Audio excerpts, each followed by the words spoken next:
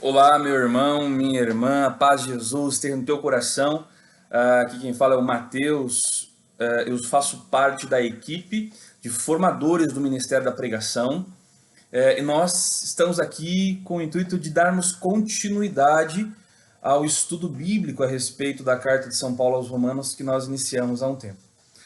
Nós já tivemos um vídeo que falou a respeito do contexto na qual a carta aos Romanos foi escrita. Nosso irmão Henry falou um pouquinho para nós da conjuntura cultural, né, religiosa, do que estava acontecendo ali na época onde foi escrita a carta de São Paulo aos Romanos.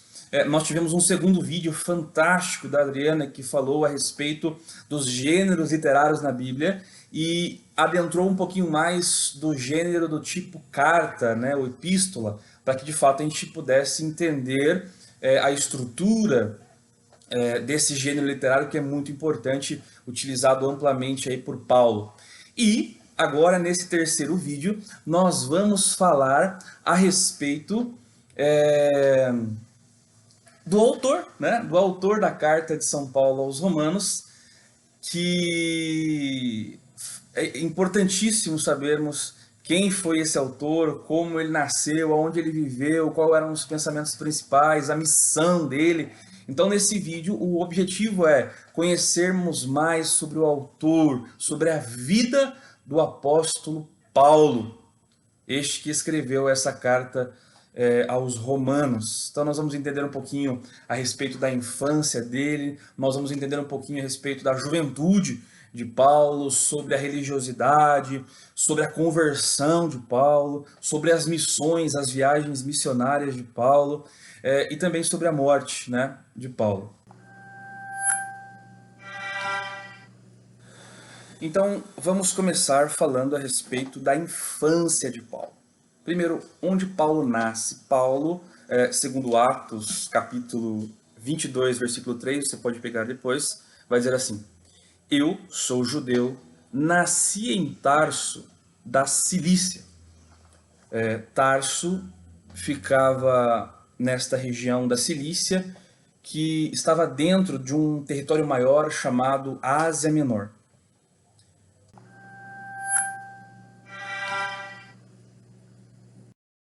A cidade de Tarso era uma cidade extremamente próspera da Ásia Menor.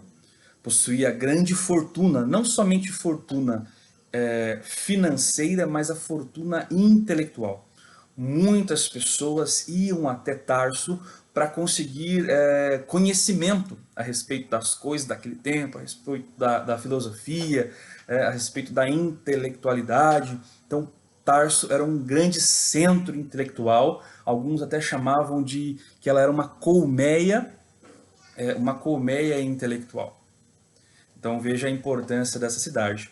Atualmente, né, nos dias de hoje, esta região aí da Ásia Menor, onde está Tarso, ela é conhecida como o país da Turquia. Então, atualmente, esta região se chama Turquia, né? Todo o país ali, na verdade, toda aquela região da Ásia Menor se chama Turquia. Então, várias cidades ali do Novo Testamento, no comecinho da igreja, estão localizadas hoje nessa tão importante país que se chama Turquia.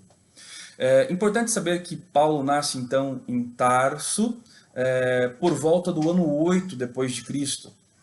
Entre 5 a 10 depois de Cristo, né, mas algumas pessoas até taxam ali como o ano 8 depois de Cristo. Paulo nasce numa família judeia, né, numa família de hebreus, porém não na cidade de Jerusalém. Então, aquelas pessoas que nasciam, aquelas pessoas que viviam fora da cidade de Jerusalém, viviam na chamada diáspora. O que significa essa palavra? A palavra diáspora significa dispersão ou espalhamento, espalhar.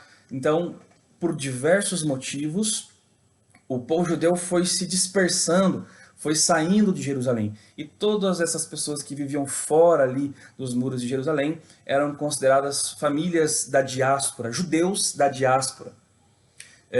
Isso não significa que eles não viviam de forma intensa as tradições judaicas, não viviam de forma intensa o amor por Jerusalém, o amor pelas leis, Mas, em alguns aspectos, os judeus da diáspora, eles tinham, digamos assim, uma facilidade, uma abertura um pouquinho maior com os chamados gentios, ou seja, aqueles que não eram judeus.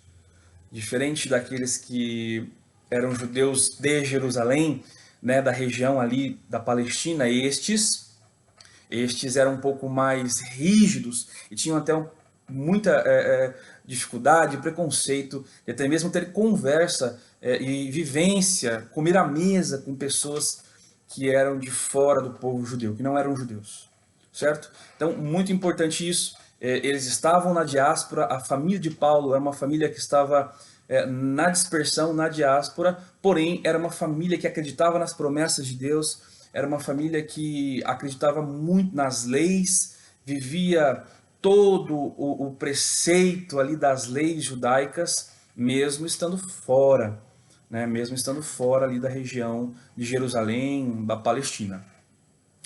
Paulo, então, nascendo ali no ano 8, ele recebe o nome de Saulo, ou Saulo em português, né? Mas Saul, isso mesmo, ele recebe um nome importante, é o nome do primeiro rei de Israel, Saul. Então, se você pegar, por exemplo, até na Bíblia de Jerusalém, você vai encontrar lá, quando Jesus chama Paulo, não chama Paulo, Paulo, ele chama Saul, Saul, por que me persegues? Né? Então, o nome que é dado a Paulo é Saul, que significa o desejado. Olha que interessante isso, né? O significado de Saul, o significado desse nome é o desejado. Importante entender que não é que houve uma troca de nomes de Saulo para Paulo, não. É bem simples e bem desmistificada essa questão. O nome Saul era o nome ali hebraico que era utilizado nas relações religiosas e com o povo judeu. O nome Paulo, isso era comum naquele tempo, era o nome, digamos assim, helenizado, helênico, o nome que era utilizado no mundo gentil, nas relações, lembram? Ele estava na diáspora. Estando na diáspora, na região que ele estava, a língua predominante ali era o grego, né? Era o grego, alguns lugares o latim, mas era uma língua helênica. Então, para ter as relações comerciais, as relações com o povo daquela região da diáspora, era necessário uma outra religião, era necessário uma outra língua a ser falada, e o nome, então, Paulo era o nome helênico, o nome helenizado, né, que era utilizado naquelas regiões. Então isso é muito importante. Entre os hebreus, entre o povo judeu, era Saulo, mas entre o povo helênico era Paulo. Então muito importante isso. Entre os gentios, né, era Paulo. Né? Disso também surge até a missão dele, que era o apóstolo dos gentios. Como era a estrutura familiar, então, de Paulo, né, de Saul? O pai dele era um tecelão, ou seja, ele confeccionava tendas, e desde a infância de Paulo, ele é ensinado neste ofício de confecção de tendas. Veja, a confecção de tendas não é uma profissão menor ou maior do que uma outra profissão da época. Na verdade, naquele tempo era até conhecido como uma boa profissão. E era comum, naquele tempo, além do ensino da instrução religiosa, ter também um ensino de uma profissão, de um ofício manual, né, para que se sustentasse. Então, isso é muito importante. A família de Paulo, ela tinha tanto a cidadania de Tarso, né, a cidadania de Tarso, mas também ela tinha a cidadania romana. E isso gerava àquela família um grande prestígio. Prestígio este que mais tarde vai até mesmo ajudar Paulo nos momentos de suas prisões, porque tendo a cidadania romana, os julgamentos eram um pouco diferentes, a família tinha direitos que judeus que não tinham a cidadania romana não tinham. Então, a família de Paulo tinha tanto a cidadania de Tarso, eram cidadãos de Tarso, também como a cidadania romana. Isso é muito importante. Veja, como que era a religiosidade dessa família. Eles eram judeus, digamos assim, judeus por sangue. Paulo foi circuncidado conforme a Torá no 8º dia, né?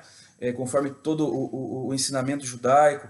Ele foi criado num programa importante, estabelecido pelos anciãos do judaísmo, que dizia o seguinte, que mais ou menos nessa estrutura, aos 5 anos ele tinha que estudar a Bíblia, e a Bíblia naquele tempo não é a Bíblia de hoje, né? A Bíblia era a Torá, né? Eram os 5 primeiros livros da Bíblia, os 5 primeiros livros que nós temos hoje da Bíblia, e também os profetas, né? Os livros ali dos profetas que nós temos na nossa Bíblia. Mas a Bíblia para os judeus era isso. Era ali então basicamente os 5 primeiros livros da Bíblia que temos hoje, mais estes ensinos dos profetas. Aos 10 anos, ele era introduzido no ensino da chamada Mishnah, né? Que não dá para aprofundar agora, teremos um outro momento para isso. Aos 13 anos, ele era introduzido na observação dos preceitos, preceitos judaicos. Aos 15 anos, era introduzido no estudo do Talmud, né? Que, digamos assim, havia a lei escrita ali, a Torá escrita, mas também havia uma grande tradição oral da lei, a chamada Torá oral. Dentro da Torá existiam vários componentes, a própria Mishnah, a Gemara, que se chama também. Então, são esses escritos, hoje escritos, mas na época o ensino oral que os grandes rabinos, até mesmo faz alusão de que essa Torá oral surge até em meados de Moisés ali, dizia que tinha aquilo que Moisés escreveu, mas tinha os ensinamentos, a explicação daquilo que Moisés escreveu. Então, esta é um pouco da conjuntura da infância de Paulo, e nós vamos adentrar aí ao próximo passo.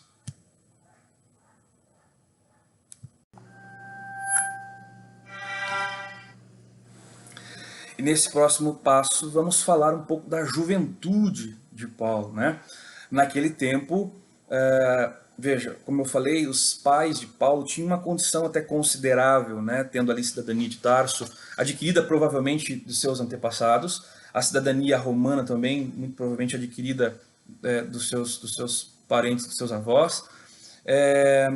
A juventude de Paulo dentro dessa situação gerou privilégios a ele. Um dos privilégios foi a possibilidade do estudo em Jerusalém. Então, Paulo ele é enviado a Jerusalém para estudar as leis, para estudar toda a cultura judaica, para estudar toda a intelectualidade judaica. E ele vai para Jerusalém. O pai dele tinha o intuito de torná-lo um escriba. Mais à frente eu vou explicar um pouquinho o que é o escriba, né? Então ele foi orientado já e tinha esse desejo de ser um escriba. Importante entender que ele foi lançado, né, ao estudo aos pés do chamado Gamaliel. Se você retornar naquela passagem que nós estávamos, lá no versículo 3, vai dizer: sou judeu, nascido em Tarso, da Cilícia, mas criei-me nesta cidade. Então, se criou, a infância dele foi ali em Tarso, mas ele se criou, né? Eles iam estudar muito jovens, então, muito jovem, ele já foi para Jerusalém. Me criei nessa cidade, educado aos pés de Gamaliel, na observância exata da lei de nossos pais. Então, olha que interessante. Ele teve, então, contato com esse grande formador daquela época, chamado Gamaliel.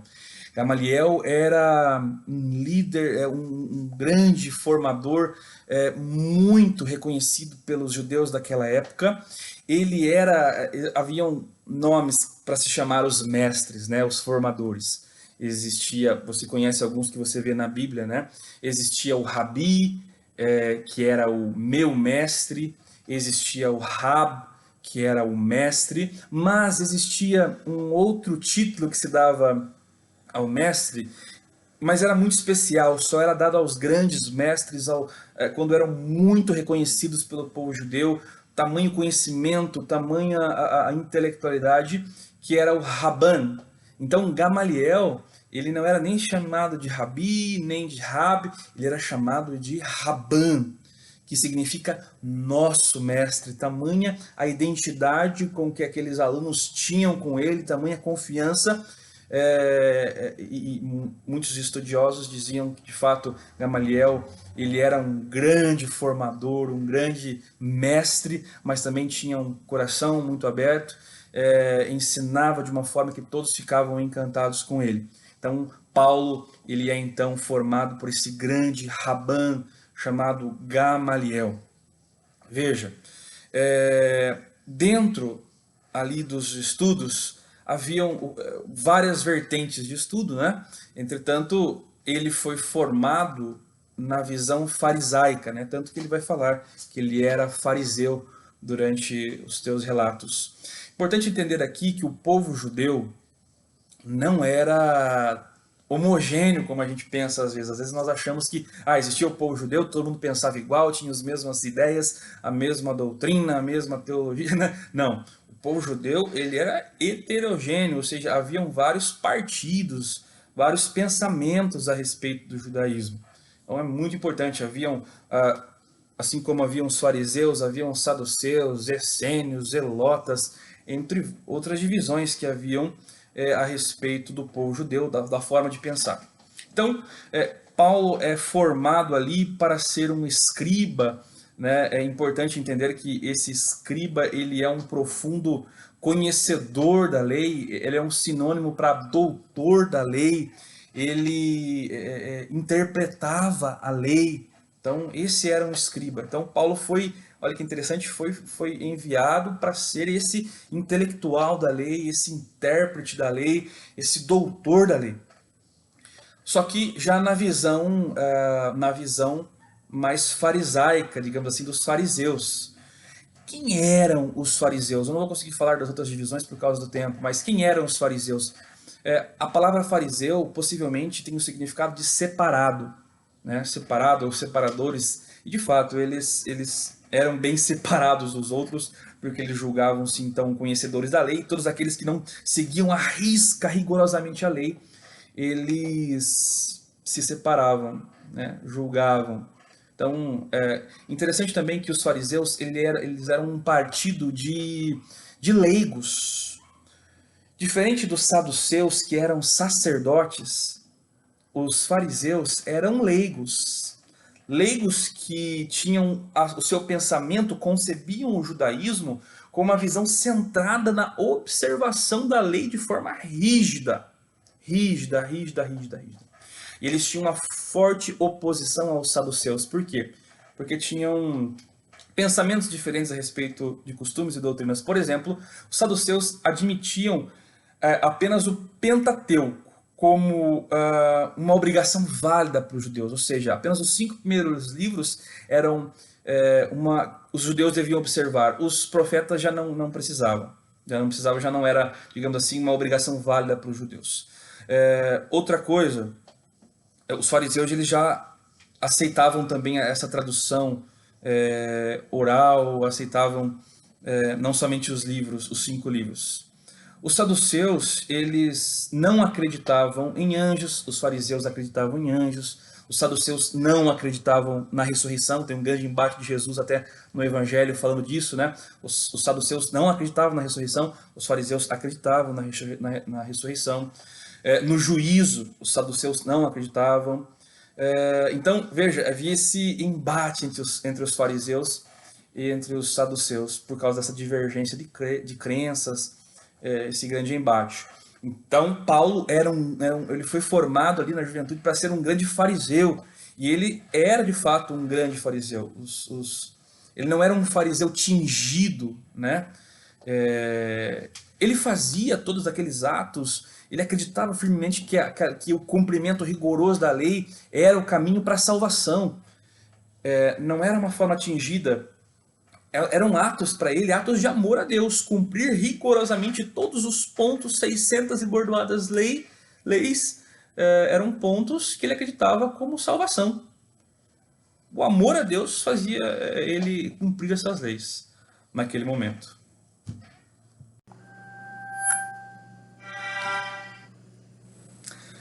Bom, então neste ponto, nós vamos falar da conversão de Paulo. Esse momento ímpar, transformador na história da vida dele, mas principalmente um momento também transformador na história do cristianismo. Veja, nós vamos ver mais à frente, né?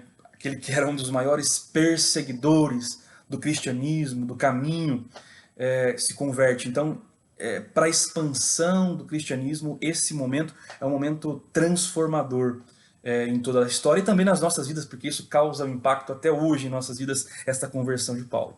Abrindo parênteses antes de falar desse processo de conversão, gostaria aqui de falar que Deus, ele chama a todos, e é isso que nós vimos através do chamado de Paulo. Deus não chama somente aqueles que são os piores. Deus chama no nível de conhecimento, por exemplo. Deus chama a todos. Deus chama desde aquele mais simples, por exemplo, que era um pescador, até aquele que é um intelectual da lei conhecedor. Às vezes existem frases no nosso meio aí que geram uma visão pejorativa do chamado de Deus. Por exemplo, Deus não escolhe os capacitados, mas capacita os escolhidos, que é uma verdade, mas que é usado de forma errada. Às vezes essa frase é utilizada, por exemplo, para justificar o não estudo das pessoas, ou não buscar conhecimento, ou não se esforçar para conhecer as coisas de Deus. Veja, o Papa Francisco vai dizer algo interessante. Aquele que não estuda, aquele que não busca conhecimento para pregar, para anunciar, não é o espiritual, né? Que, eu recebo de Deus, eu não preciso estudar, não preciso buscar as coisas de Deus. O Papa Francisco vai dizer que ele não é o espiritual, mas é o irresponsável, aquele que pensa dessa forma. Por quê? É irresponsável quanto aos dons que recebeu de Deus.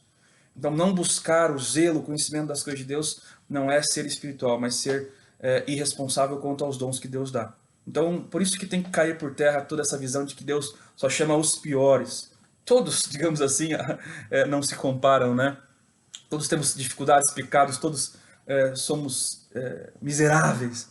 Mas Deus chama os mais diversos tipos de pessoa, desde o mais simples até o mais intelectual deles. A prova viva é o próprio Paulo, que era um intelectual, um doutor da lei, um escriba.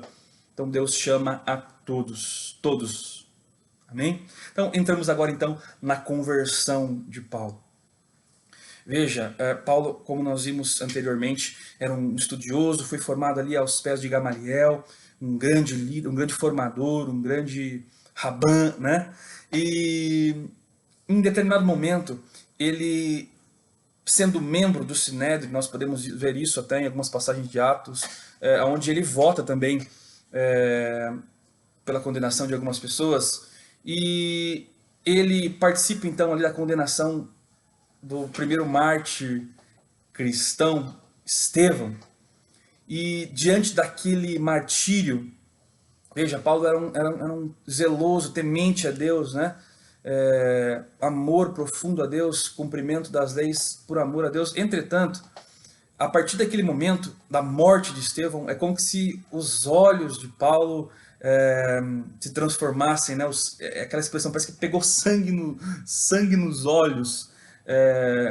Então, alguns autores vão dizer que esse momento é o momento que ele se torna um fanático, digamos assim, um fanático da lei, ou seja, a ponto de perseguir, matar as pessoas, ser de fato violento com aqueles que eram contrários às leis de Deus, que apresentavam ameaça à lei.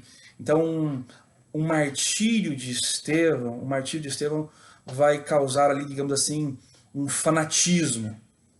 E às vezes nós também podemos cair nisso, né? Se nós vamos muito afinco nas leis, esquecemos do amor, esquecemos da caridade, nós acabamos nos tornando fanáticos e até mesmo excluindo irmãos, causando males a alguns irmãos. E foi isso que aconteceu com Paulo. Então, daquele homem que era um profundo conhecedor e praticante da lei, se torna um fanático perseguidor daqueles que possam gerar alguma ameaça à lei. No caso, o Estevão foi o primeiro ali que sofreu essa morte, o primeiro cristão martirizado. Certo? Então, por volta do ano 36, ele já tinha essa visão mais fanática. Por volta do 36, ele vai na conhecida viagem a Damasco. Ele justamente recebe a permissão ali do pessoal do Sinédrio, recebe a permissão dos grandes líderes ali para perseguir os nazarenos, né? Como chamado aí os primeiros cristãos, os nazarenos. E nós vamos ver lá esse relato da conversão em algumas passagens de Atos. E é importante entender aqui que ele foi a pé numa travessia de quase 200 quilômetros, então foi um grande percurso em várias etapas, né? Eles paravam no meio do caminho. Importante aqui tirar uma visão distorcida que se existe, né? De que Paulo caiu do cavalo, né? Se você ler a Bíblia e buscar as narrativas a respeito da conversão de Paulo, você vai ver que não tinha cavalo nenhum. Eles caminhavam a pé mesmo. Então Paulo estava caminhando a pé. Paulo não caiu do cavalo. Leia lá a Bíblia, já vou passar aqui as passagens, não tinha cavalo. Paulo não caiu do cavalo. Isso surge a partir de algumas imagens, algumas obras de arte que foram criadas no passado, que tinham a imagem do cavalo e Paulo caindo do cavalo. Mas Paulo estava a pé. Isso é muito importante, não tinha cavalo.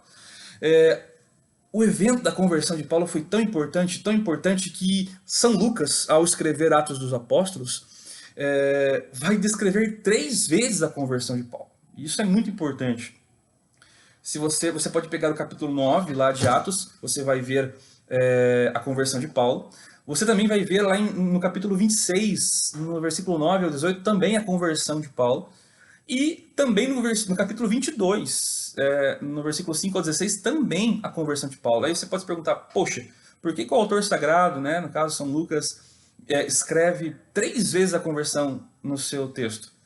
Tamanha a importância deste fato para o cristianismo. Importante entender que o primeiro relato do capítulo 9 da conversão de Paulo tinha um público específico.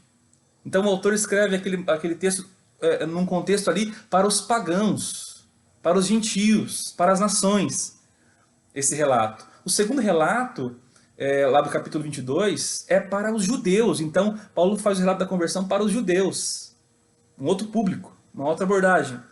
No capítulo 26, ele faz aquele testemunho de conversão para os reis. Então, era um outro público também, uma outra abordagem. Isso é importante. Até mesmo se você for ver os evangelhos. Você nunca se perguntou por que existem 4 evangelhos, digamos assim, contando a mesma história? Existe um porquê, existe um público-alvo, existe uma situação, uma comunidade envolvida. Da mesma forma aqui, São Lucas, ao escrever Atos, dá esses 3 relatos da conversão para 3 públicos diferentes para que eles pudessem entender diante da sua situação.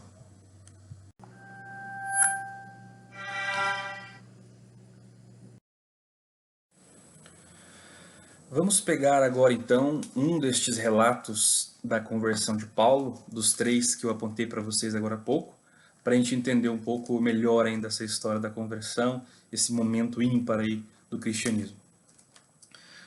Atos capítulo 9, versículo 1. Saulo, respirando ainda ameaças de morte contra os discípulos do Senhor, dirigiu-se ao sumo sacerdote. Foi-lhe pedir cartas para a sinagoga de Damasco, a fim de poder trazer para Jerusalém presos os que lá encontrasse pertencendo ao caminho, quer homem, quer mulher. Ou seja, Paulo pedindo aqui a permissão para ir buscar, prender todos aqueles que pertencessem ao caminho, né? O caminho justamente é um dos primeiros nomes que dão aos cristãos. Então, aqueles que seguem o caminho, aqueles que são do caminho. Versículo 3. Estando ele em viagem e aproximando-se de Damasco, subitamente uma luz vinda do céu o envolveu de claridade. Caindo por terra, ouviu uma voz que lhe dizia: Saul, Saul, por que me persegues? Ele perguntou: Quem és, Senhor? E a resposta: Eu sou Jesus, a quem tu persegues. Mas levanta-te, entra na cidade e te dirão o que deves fazer. Os homens que com ele viajavam detiveram-se emudecidos de espanto, ouvindo a voz, mas não vendo ninguém. Saulo ergueu-se do chão, mas embora tivesse os olhos abertos, não via nada. Conduzindo-o, então, pela mão, fizeram-no entrar em Damasco. Esteve 3 dias sem ver e nada comeu, nada bebeu. Ora, vivia em Damasco um discípulo chamado Ananias, um discípulo do caminho, né? O Senhor lhe disse em visão: Ananias. Ele respondeu: Estou aqui, Senhor. E o Senhor prosseguiu: Levanta-te, vai pela rua chamada direita e procura na casa de Judas por alguém chamado Saulo, de Tarso. Ele ora e acaba de ver um homem chamado Ananias entrar e lhe impor as mãos, para que recobre a vista. Ananias respondeu: Senhor, ouvi de muitos a respeito deste homem, quantos males ele fez aos cristãos, aos santos em Jerusalém. E aqui está com a autorização dos chefes dos sacerdotes para prender a todos que invocaram o teu nome. Mas o Senhor insistiu: vai, porque este homem é para mim um instrumento para levar o meu nome diante das nações pagãs, das nações pagãs, dos reis e dos israelitas. Então é interessante, o autor sagrado tinha colocou três relatos da conversão de Paulo, justamente uma para as nações pagãs, uma para os reis, outra para os judeus, e aqui o autor Lucas, né, coloca justamente essa missão, que ele vai justamente proclamar diante das nações pagãs, dos reis e dos israelitas, aqui no versículo 15. Eu mesmo lhe mostrei quanto lhe é preciso sofrer em favor do meu nome. Ananias partiu, então entrou na casa, impôs sobre ele as mãos e disse: Saul, meu irmão, o Senhor me enviou Jesus, o mesmo que te apareceste no caminho por onde vinhas. É para que recuperes a vista e fiques repleto do Espírito Santo. Logo caíram-lhe dos olhos uma como as escamas e recuperou a vista. Recebeu então o batismo e, tendo tomado alimento, sentiu-se reconfortado. Olha que interessante, então, este texto bíblico, né, esse relato da conversão. O que vai acontecer na sequência é que Paulo fica ali em Damasco, né, com alguns discípulos. Durante esse tempo que ele fica, ele ainda não começa sua missão apostólica, né? Sua grande missão, não. Neste tempo, ele deu alguns testemunhos, até a palavra vai dizer aqui na sequência, né? No capítulo 9, no versículo 19b, vai dizer que Saulo esteve com os discípulos e imediatamente nas sinagogas começou a proclamar que Jesus, né, era o Filho de Deus, afirmando. Olha que interessante. Nesse primeiro momento, a palavra vai dizer que Paulo afirmava, ou seja, Jesus é o Filho de Deus. Jesus é o Cristo, o Messias. Mas só afirmava, ainda não dava detalhes e nem explicava a respeito disso. Versículo 21. Todos os que ouviam ficavam estupefatos e diziam: mas não é esse aquele que devastava Jerusalém? Aí no 22, irmãos, olha que interessante. Saulo, porém, crescia mais e mais em poder e confundia os judeus que moravam em Damasco, demonstrando, olha que agora o que fala aqui a palavra, demonstrando que Jesus é o Cristo. Primeiro, ele afirmava, essa é a primeira atitude daquele que é convertido, né? Afirma, mas depois vai buscar as respostas do porquê da fé, daquilo que está acontecendo, né? Para entender melhor. Então, aqui vai falar que ele estava demonstrando. O que aconteceu entre o versículo 20 e o versículo 22? Talvez o versículo 23 nos explique. Ó, decorrido muitos dias, os judeus deliberaram entre si como matá-lo, mas Saulo teve conhecimento dessa trama. Esse versículo 23 aqui tem algo muito bonito escondido. Na verdade, esse decorrido muitos dias, mais precisamente, foram 3 anos. Ou seja, Paulo não iniciou seu apostolado do nada, não. Durante 3 anos ele foi para a Arábia.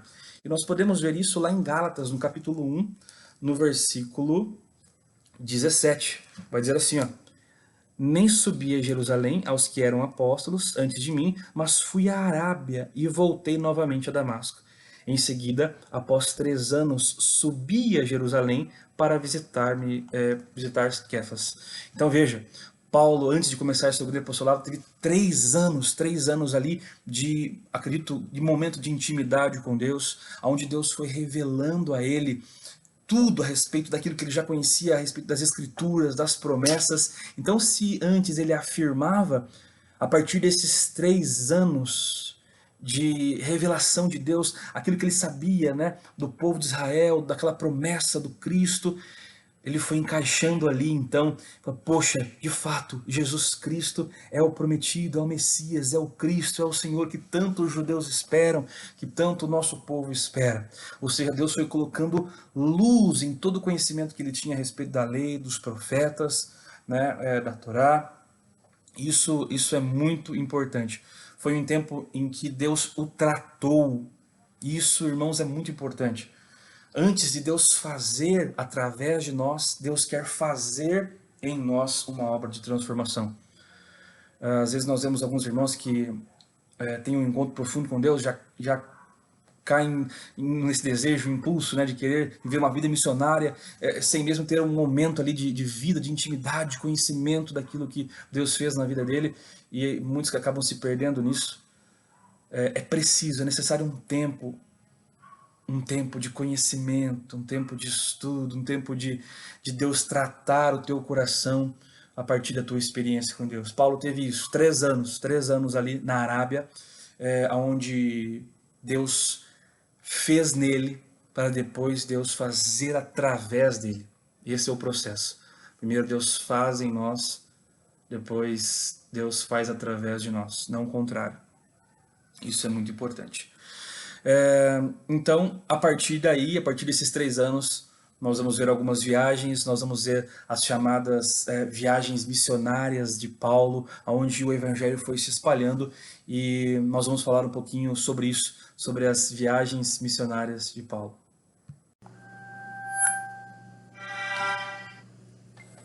Então, falando um pouco agora das viagens missionárias de Paulo, né? Da vida do apóstolo aí, do seu chamado, do seu apostolado de fato, nós vamos adentrar agora então nessas viagens, entender que o autor, né, Lucas, no Atos dos Apóstolos, nos apresenta que foram 4 grandes viagens.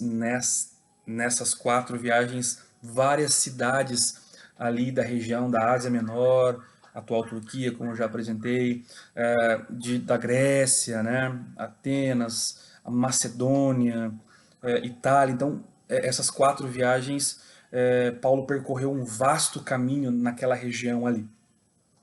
É importante entender que, e isso é muito importante para quem está estudando a palavra de Deus, que Lucas, quando apresenta essas 4 viagens missionárias que está lá em Atos, no capítulo do 13 até o 21, né, nessa parte de Atos, quando ele apresenta essas 4 viagens missionárias, ele apresenta sempre com 4 elementos que estão sempre presentes nas viagens.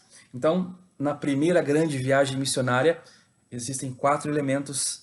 Na segunda, esses outros 4 elementos se repetem. Na terceira, esses 4 elementos se repetem, e assim por diante até a quarta.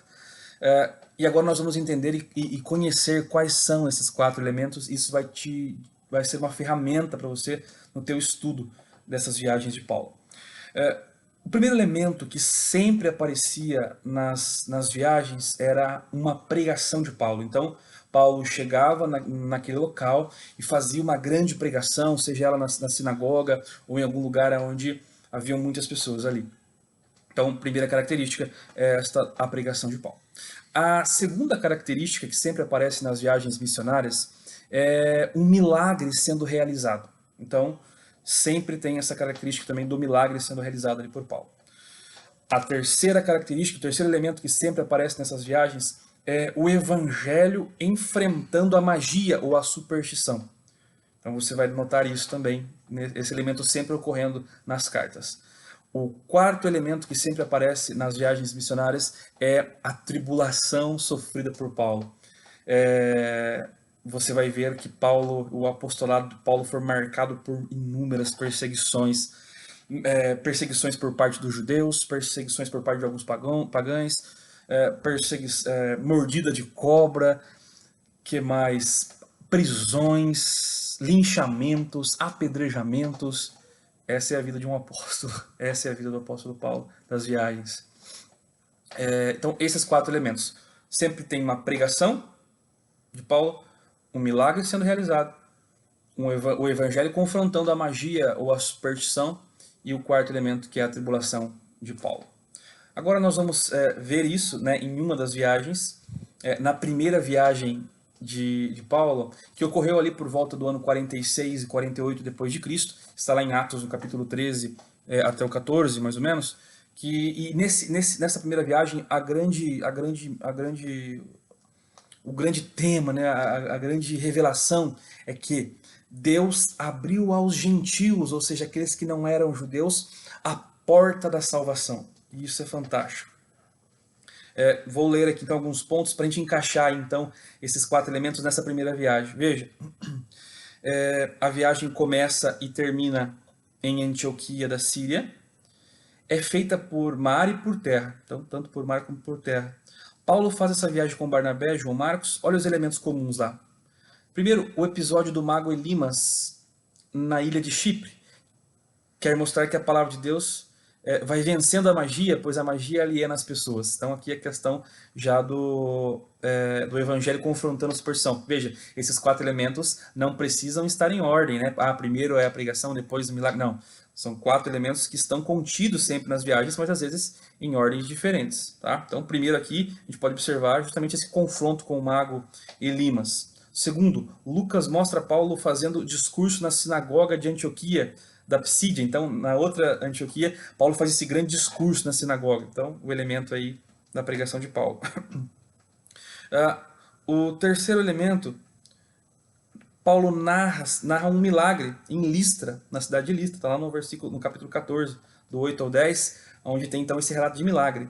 E o último elemento, que é a perseguição ou a tribulação sofrida, está lá no capítulo 14, no versículo 19 ao 20, que os Atos dos Apóstolos relatam o apedrejamento de Paulo nessa cidade. Então veja aí que durante essa viagem nós vemos esses 4 elementos. A segunda viagem ocorreu por volta do ano 49 ao 52, né, na sequência. Está relatado em Atos do capítulo 15, na metade do capítulo 15 até o capítulo 18, versículo 23. E essa viagem ela traz uma grande revelação, que é o evangelho chegando na Europa. A terceira viagem, que foi mais ou menos dos anos 53 aos anos 57, que está relatada em Atos, no capítulo 18, versículo 23 até o 21, 17, que é o grande impacto, a grande coisa que aconteceu nessa viagem foi a chegada a Éfeso, né? Isso é muito marcante.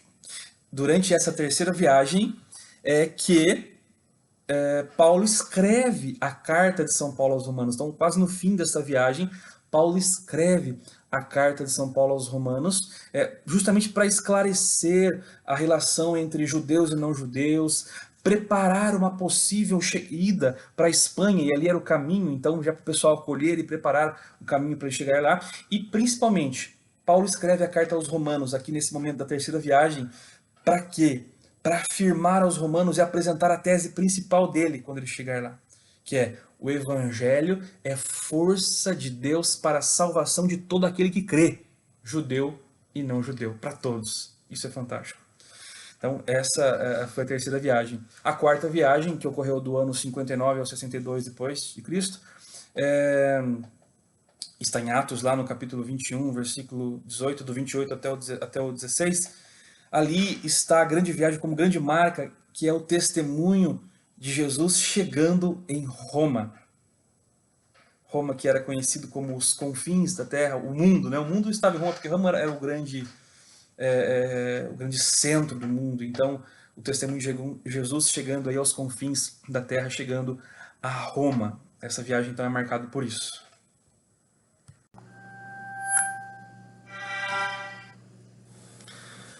Paulo, durante as suas viagens, então, assim como ele escreveu a carta de São Paulo aos Romanos, lá em Corinto, durante as viagens vai escrevendo as cartas conforme as necessidades vão surgindo, conforme o Deus vai revelando também a ele as necessidades de chegar até as comunidades que ele havia fundado, ou até mesmo aquelas que ele iria passar durante essas viagens, e acontecendo o escrito das cartas que nós temos na nossa Bíblia.